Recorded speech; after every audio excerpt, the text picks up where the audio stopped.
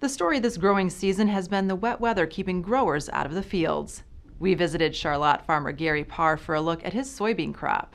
All of our beans are no-till, so we're trying to plant on last year's corn stalks. With all the rain and the fodder, they just held the, it stayed wet. You could not get across the corn stalk field. We struggled, and the first beans we planted were June 28th. All of our beans are non-GMO, marketed through Citizens Elevator in Charlotte.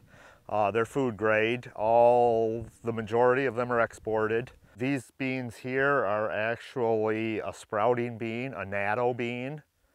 So these are new to us. This is the first year we've grown the nattos. These beans are in 15-inch rows, so that means there's 15 inches spacing between the rows. Most of the beans are either solid seeded, which are 7.5-inch spacing. There are a lot of 15s, and then a lot of guys are planting beans in 30-inch rows now.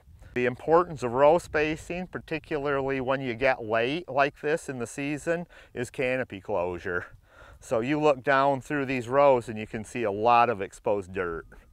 The sooner that the beans grow together and close that canopy, that's what chokes off your weeds. As long as that canopy's open, you have the potential for weeds to come through.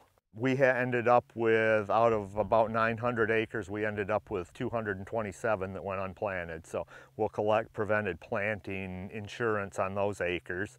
And some of that money you just figure you're going to have to put back in for weed control, be it mechanical, chemical. You're going to control the weeds, and then it costs money to plant a cover crop, of course. And then there is concern that depending on when our first frost date is, everything that got planted but planted late, will it reach maturity?